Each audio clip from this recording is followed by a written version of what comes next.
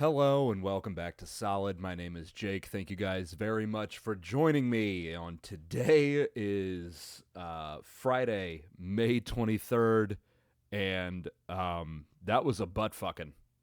That was a Bufu. That that was that was very funny. Your Battlehawks just, I mean, they're 7-2, and they just, I mean, just tore the Brahmas dicks off and fucked them with it for 60 minutes to the tune of 39-13. Guys, what a I don't want to have a reaction to this. I should say this is a reHawktion to that game. I feel like I shouldn't have a reaction to this. Because that was just a bunch of goddamn nonsense is what that was. Once again, your boy playing hurt brought it up yesterday. Got the bit cheek thing. Like, you know how you bite your cheek and then you continue to bite your cheek over and over again. Been doing that for about 3 straight days. Not getting any better. Don't normally sound like I have I don't normally have a lisp, but I do right now because I'm sad and pathetic. Okay. I don't know where to start. I'll start where the game ended. So I believe it was on the Brahmas' first drive. It's a very fun thing to say. I believe it was on maybe it was on the Brahmas' second drive. Oh no, it was on the Brahmas first drive. Okay. They're getting the ball down the field a little bit. They get it to the Battlehawks 30-yard line. It's a 4th and 1 right there. And then Travis Feeney, unblocked from the right side, gets a tackle for a loss on 4th down. And it's like, oh, they didn't account for him. They thought there was only 10 people on the field. Fuck it. They might have thought there was only 9. Fuck. They might have legitimately thought there was only 7 people on defense. But they definitely did not think that there were 11, because Travis Feeney, unblocked from the left side, just comes through the back and rips down whoever the hell the San Antonio running back was. For a turnover on downs. And it's at that point in the game, because at this point, the Battlehawks had already had a drive. The Battlehawks already went down the field and kicked a field goal. But then it's the second one. It's like, okay, what's San Antonio going to do? And then they end their drive like that on the verge of the red zone, 5 yards away from the red zone. And it's like, oh, they're terrible. they're an abysmal team. They're garbage. Nothing that we just watched is sticky. Everything that we just saw is nonsense. Except for one thing, and maybe I should just jump to this. The kickoff team was really bad. The kickoff team was really, really bad. Let me pull this up real quick where a couple of their drives started from kickoffs. They started on that can't be right. There's one they started on Battlehawks 45-yard line. This one says, oh, they did start one on St. Louis's 11-yard line. That's the one where Micah Abraham, who, by the way, hell yeah, man, I was kind of worried about him. I was kind of worried about Micah. I'm gonna be jumping around a lot on this show. By the way, if you're watching it and you want to listen to it, that's fuck you. First of all, that's insulting to me. I've really kind of just like gone downhill with that throughout the season. First, I was trying to be polite, like saying like, if you do want to listen to this and you don't want to watch me, it was kind of first it was like, okay, that's fine. And then at this point, it's just like, you're a dick if you want to do that. But if you're watching this and you want to listen to it, you can. It's Solid on Spotify and Apple. If you're listening to this and you want to watch it, hell yeah, dude, high five, bang. It's on Solid Pod on YouTube. Anyway, Micah Abraham. I was mad that they got rid of Fatakasi, the linebacker, number 33, in order to make up a space on the roster for Micah Abraham. Turns out, guy might ball. Again, nothing that we saw in this game is sticky at all, but I did like that he ran, like the fumble and the scoop and score that he had. The forcing the fumble, that's a good thing. That's sticky. The returning the ball, that's just absolute fucking nonsense against a bad team who doesn't know how to play football. But then him also running back and making that tackle at the 11-yard line, like that's really good, man. That's really good. I that's what you want to see. I did feel like we did get cheated out though when he did have that scoop and score. I don't think the broadcast ever showed us Donnie Abraham celebrating in the box up top. I don't think it ever did. I don't believe it ever did. And that feels wrong because they mentioned like, yeah, Donnie Abraham was going crazy up there, and then like I would like to see that. I would like to see somebody have fun. Why can't we do that? This is a fun league. We're missing sensors where we hear guys say fucking shit on the sideline, but we're not going to show Donnie Abraham going hog wild in the coordinator booth. Come on, man, got to do better than that. But yeah, I do believe that I'll go back, and that'll be there every week. There's one of them things that I like to try to pay attention to, like specific attention to during a game when I do my recop. And by the way, this recop this week's probably going to be pretty short because this game again means nothing. But I want to go back and map out exactly what went wrong and who's at fault for those kickoffs, because that is wholly unacceptable. Against, again, a dog shit team that died at the end of their first drive. Okay, so where was I? Things that aren't sticky. That team died right there. Let's just get into some weird shit. On the Battlehawks' first drive, so this is like the only real drive that I believe that the Battlehawks kind of had in this game. Because we didn't know how San Antonio was going to come out and play. And they came out and they pushed the ball downfield on, what was that, like the first couple plays? Let's see. Duggan, I say push the ball downfield. Push the ball downfield relative to what they normally do, where they throw a bunch of shit behind the line of scrimmage. The first play was a throw to Hakeem Butler, 6 yards. Second play was a shot to Ja'Cour Pearson.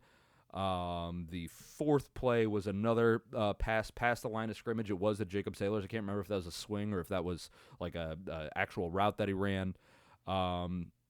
But yeah, no, they came out and they were getting positive yardage and plays that are either plays that don't risk negative yardage, and that's a huge step in the right direction. that is a magnificent step in the right direction. When it comes to any play, really, and it's a topic of conversation in the football world now, the brotherly shove not getting banned. The reason that the Eagles use that so often, not because of the success of the play, but, well, that is one big reason of it, is because of the success, but another huge reason is because of the lack of a negative play. When you're using a play like that, when it's in the red zone, because they don't just run it on fourth downs. They run it on third downs. They'll run the play a couple times. It's because of the lack of a negative, the lack of the risk, the lack of risk of a negative play.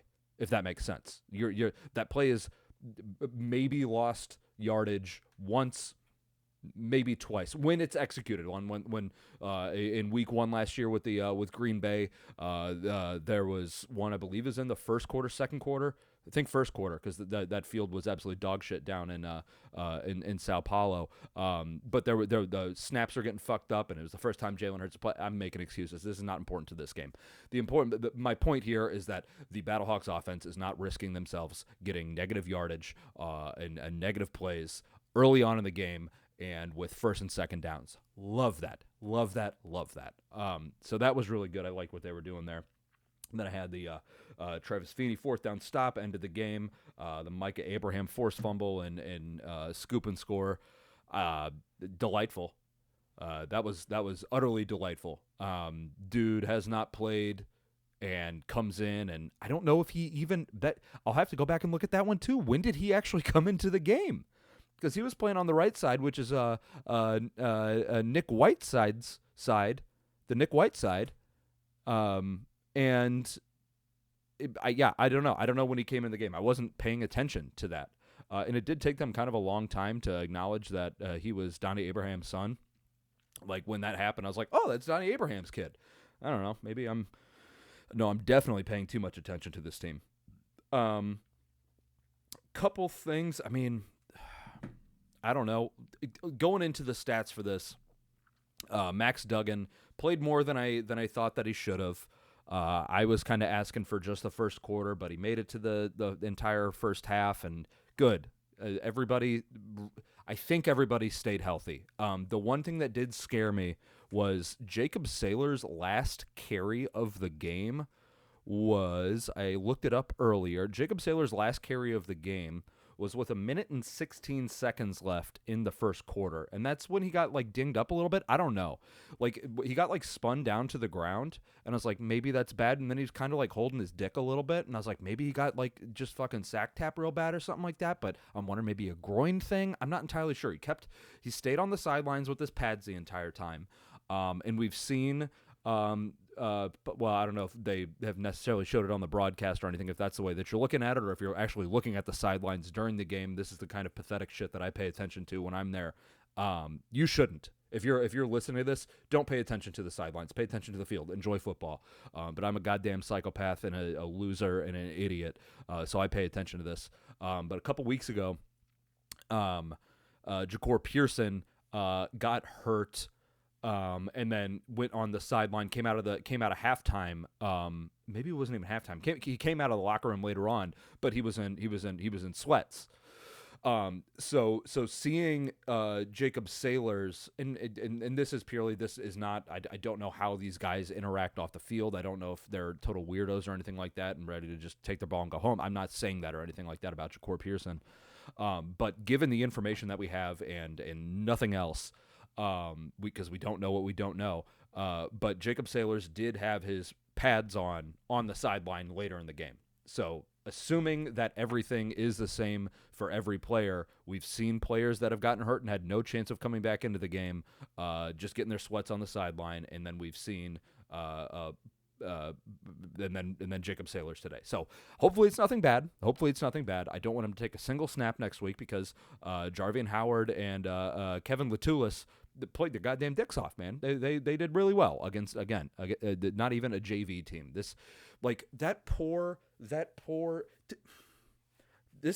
what I was thinking about watching this. They kept bringing it up on the broadcast, all these double moves, and they were running double moves against that corner on the right side so much. That team's dead. Brahmas are they're so dead. They just gave up. That cornerback, he was like, I don't give a fuck about a set.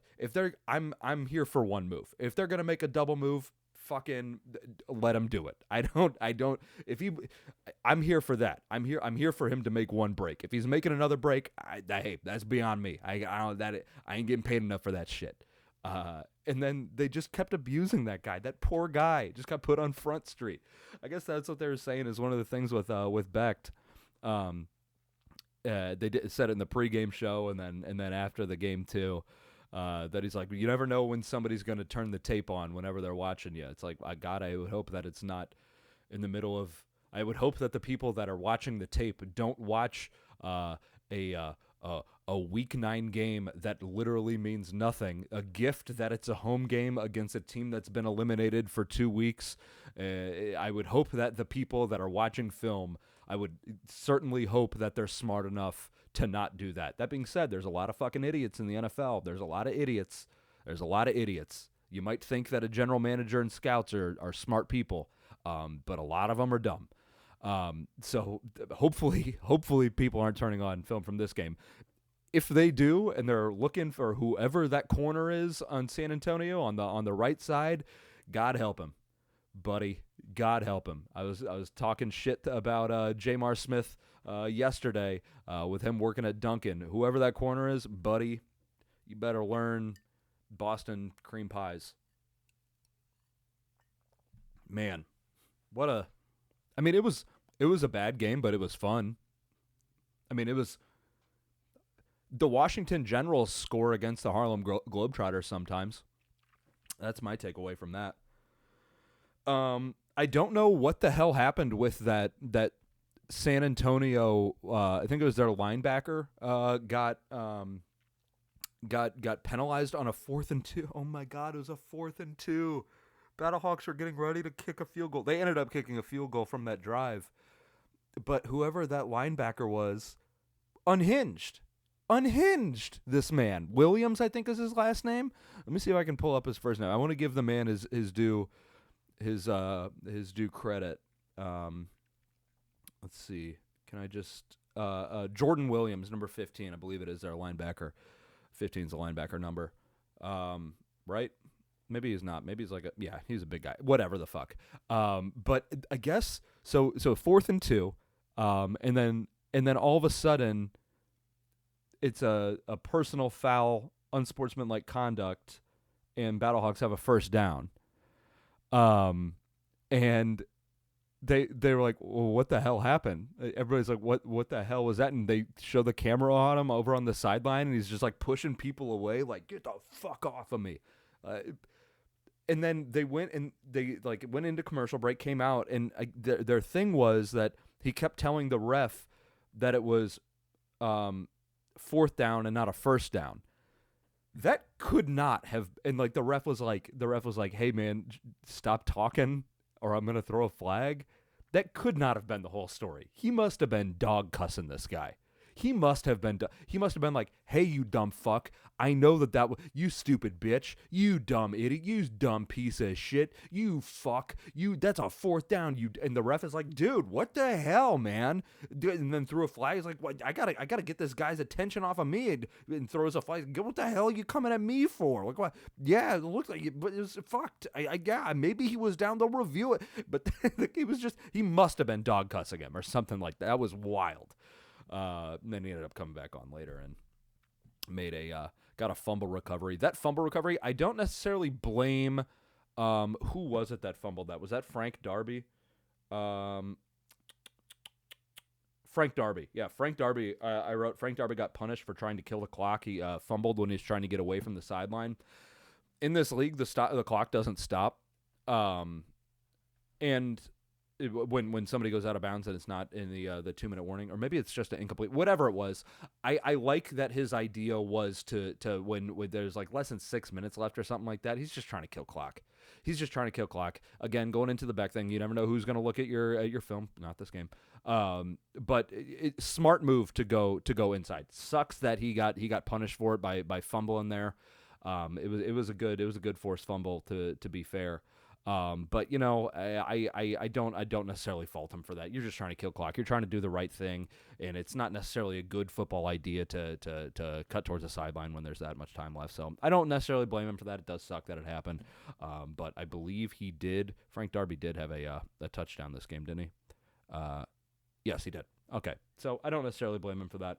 The most important thing I believe for this is I don't want to hear any Brandon Silvers should be a starting quarterback talk. Because we're not going to see, because clearly, we're not going to see Max Duggan next week. That's absolutely not going to happen. The reason the broadcast kept bringing up Max Duggan, this is probably the last we're going to see of Max Duggan this regular season, is because they know that. They have production meetings with the coaches and with all the people on the predominant people on the team. They have production meetings with people on the team and the coaching staff. And in those meetings, their question for this game obviously was, what are you going to do personnel-wise? Like, you're not going to keep Max in there all game, right? And they're like, it must have been like, no, we're not going to do that. We're going to give him the first half. And like, you going to do him next week? Like, no, we're not going to do that either. So they were being very, obviously they were being very coy about the amount of information that they had, just knowing that Max wasn't going to come out there. So that means that we're going to see Brandon Silvers probably most of next game.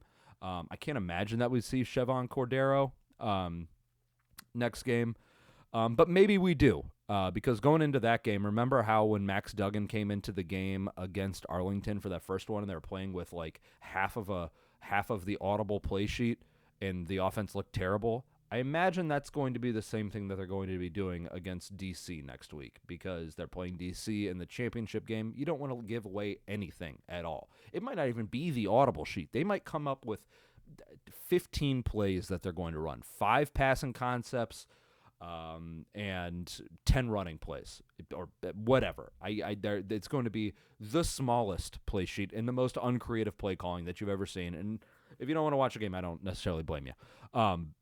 I will, and I'll tell you about what happened. But going into this, I don't want to hear any Brandon Silvers should be QB1 talk. We're going to see a lot of him, and there's a chance that he's going to make some good throws. I mean, the guy clearly is more of a pocket passer than Max Duggan, and he was laughing when he got tackled when he tried to scramble a little bit. And this is probably a flawed argument. There's probably some kind of logical fallacy in this. But remember how the Battlehawks didn't win a championship with A.J. McCarron? And remember how the teams that have won, well, aside from the XFL championship and what was that, 2023 season, when San Antonio, or not San Antonio, Arlington won, that's a fluky. But remember how the quarterbacks that do the most damage in this league are dual threat? I just want you to remember that. I just want you to remember that just because Brandon Silvers was 7 for 10 for 100 yards, 70% completion rate, and a touchdown, had a damn near perfect quarterback rating, number one, against the worst defense I may have ever watched. About when I started whenever Brandon Silvers came in, I stopped watching what the offense was doing, and I started watching what the hell the defense was doing wrong, and it was damn near everything. Again, the coverages were terrible, missed tackles, the defensive line was getting blown off the ball, did not even stand a chance to compete in this game, should not have been on the field. Brandon Silvers, you could have done that. I mean, maybe you got a claw hand. Maybe you don't even have a hand. You could have done what Brandon Silvers was doing, man. And it's like, yeah, he was delivering the ball well and everything like that. It was a terrible defense that he's playing. He's not the quarterback for this offense, and he's not the quarterback that is able to succeed in this league. That is just remember that. I don't. And I already saw some shit on Twitter like, wow, Brandon Silvers better thrower than Max Duggan. And listen, I've said it before. I like a quarterback who could throw a ball. He throws a good looking ball. Max Duggan doesn't always throw a good looking ball, and I get that. I get that. Having a +1 in the run game is so fucking valuable. If you think for a minute. I'm not saying you're dumb. I'm not saying you're dumb if you think Brandon Silvers should start. If you saw what you just saw in that game and you had no background on what San Antonio was or what the stakes of this game were, and you're like, man, Brandon Silvers might be the guy. He's throwing better than that Max Duggan fella.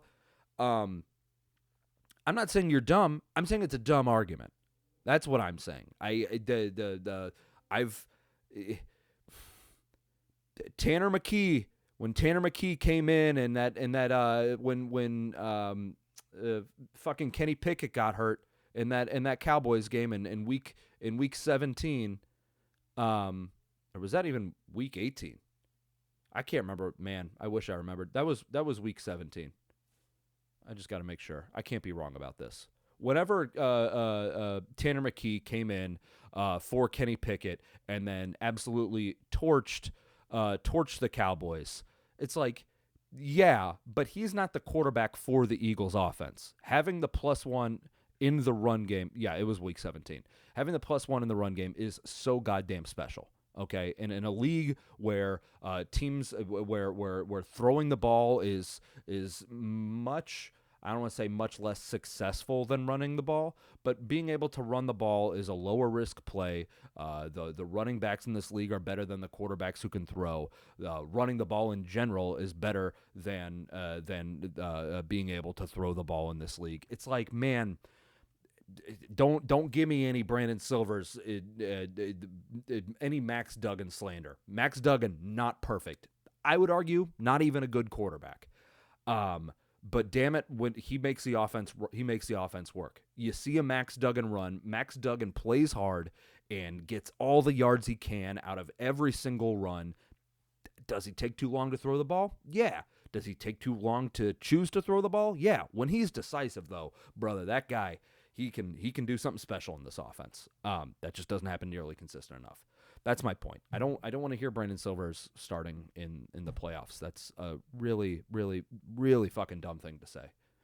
I'm not saying you're dumb if you say it. I'm just saying it's a dumb thing to say. That's my point. I'm not trying to insult you. I'm trying to insult your words and your thoughts. That is really bad whiskey. I went to SEMO, and they have a whiskey now. It's called Copper Top, because the academic, the main building in SEMO that you see in pictures, copper, the top is copper. And then some alumni made a whiskey, and it tastes like a whiskey that alumni make and not people that make whiskey. And it's pretty terrible. I had this stuff. It's so bad that when I went to the went to Philly for the parade, I put this in a flask. It was like, you know what? I'm gonna just be drunk outside. I'm not really gonna care how it tastes. But when I was pulling it from the flask, it was still terrible, and I was pretty drunk. So don't buy it. Other than that, man, I don't know. This game, what's his dick? Stupid fucking Anthony Becht made another really, really dumb challenge. Like, brother, I just don't know. I just don't know what the fuck you're doing. And like he might actually. Well, this is the first game this week. I'm gonna write this down to make sure to watch this. To go back and look at the challenges after this week. Because he is 0 for 1 this week, but there's still 3 more games to be played, so who knows? But Anthony Becht going into this week, 3-10 on his challenges. Shout out Callywood on Reddit who came up with who had the numbers for the coaches challenges. Let me read these to you. Going into this week, come on, baby, where are we at? Why am I having trouble finding this? Okay, Bob Stoops with the Renegades going into this week. These I'm not going to say going into this week for all. This is all going into this week. Bob Stoops 3 for 10. Skip Holtz 1 for 4. Shannon Harris, that's DC, 1 for 6. CJ Johnson, Roughnecks coach, love the bit. 0 for 5. In every single one of his challenges, he's the most confident man in the world. It's such a good bit. But he's 0 for 5. Ken Wiesenhunt, the guy who stopped being the Showboats head coach, he was 1 for 3. Jim Turner, their now head coach, is 2 for 7. Mike Nolan, Michigan Panthers, 2 for 7. Brahmas, Wade Phillips is 2 for 3. This new cat, Peyton Party, is 1 for 3. Anthony Becht going into this game, 3 for 9. So that is a 33% success rate on that, and that is tied with Peyton Party, who is got a 33% success rate. I don't know, man. You gotta be better. Gotta be smart about that.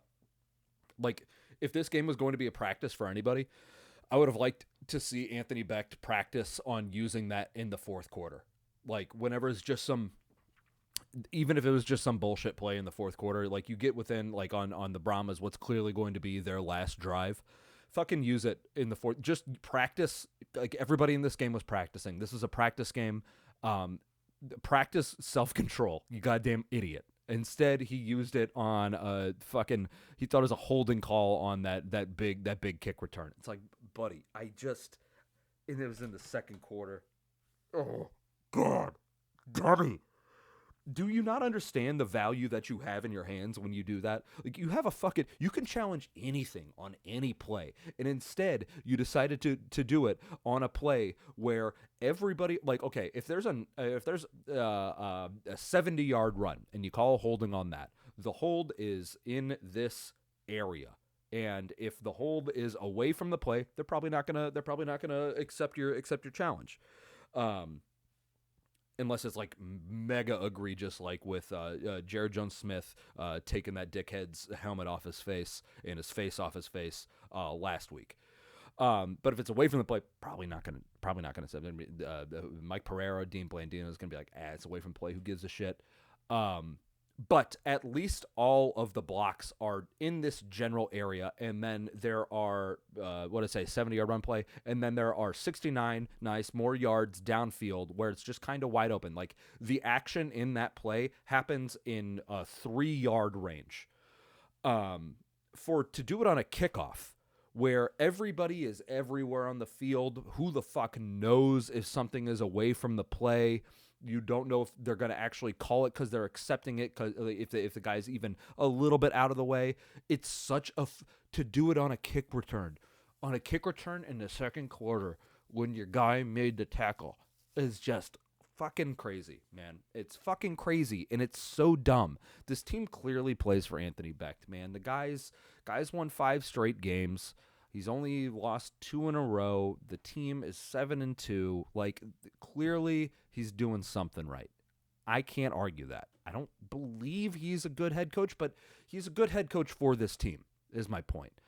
But the challenging thing, it's the spot where he chooses to make mistakes. And it's like, brother, gotta stop being dumb. It could have been such good practice. Anthony, if you're watching this, Anthony, big tone, my guy, my mozzarella Don, Tony Pepperoni. Buddy, practice some self-control in week 10. I got to sneeze. That came out of nowhere.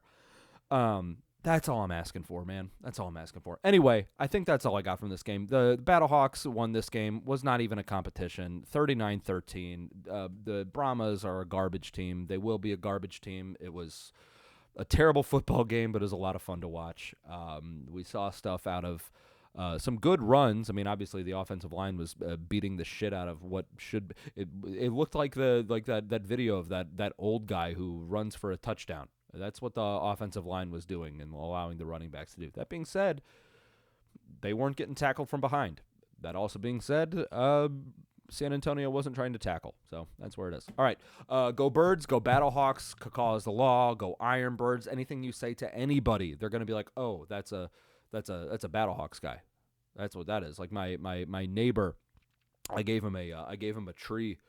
And then he said, okay, should I keep this in a pod or should I just like put this straight in the ground? It's like, oh, you can put it straight in the ground, couple 2-3 weeks, throw some fertilizer on it, get those roots jump started, and you'll be good. Obviously, when I said that to him, he was like, oh, it's just a Battlehawks guy. That's all this is. All right, I will talk to you guys at some point next week. This recop is going to be silly. It's going to be silly. But this has been a reHawktion. My name is Jake. Thank you guys very much for watching Solid. We got 2 more guaranteed weeks that we're doing this. So, and then when it gets into the playoffs, I know last year I did like a video a day. I'm much busier now with covering the Eagles. So, like, I'll try to get you, when it comes to playoffs, I'll try to get you at least something every day. I don't think it's going to be any long videos, which obviously that means that it's going to be a very long video. But when it comes to playoff time, I'll get you guys something every day. Get those juices flowing. Get you some playoff ball hopes. Get you bricked up. Talk to you later.